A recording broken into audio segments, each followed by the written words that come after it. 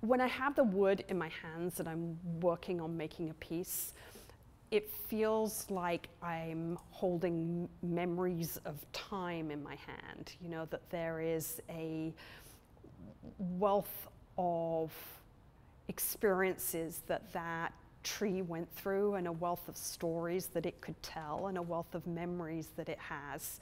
And it just is redolent with all of those things.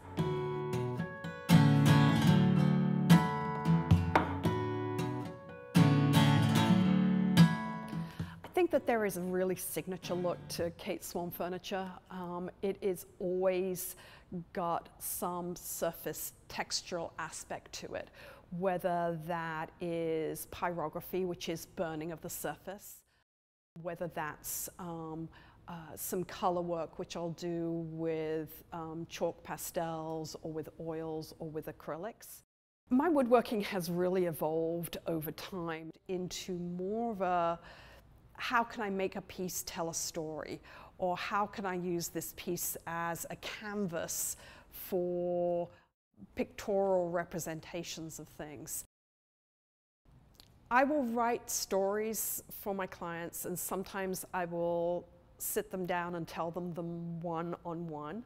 Sometimes I'll actually write it out as a story, and sometimes I will engrave that story in secret places on the furniture piece.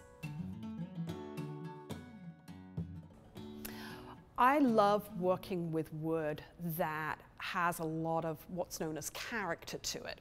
And character can be things like bark inclusion. I love it when it's got knot holes and wormholes and little walnuts encapsulated in it.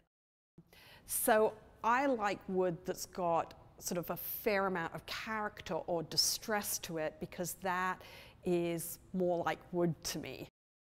We were able to expand to Franklin Street because we A, needed more space, and B, were getting a lot more business. Franklin Street also gave us the opportunity to really design a workshop exactly how we needed it to be, so there were no more 220 cords running down the driveway or across the floor. And we've leveraged everything into this space that makes it just a phenomenal environment to be in.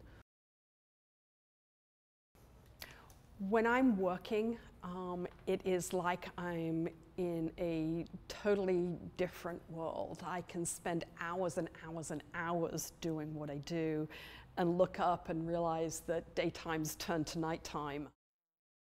Woodwork is something that encompasses your head and heart and hands, and you're totally immersed.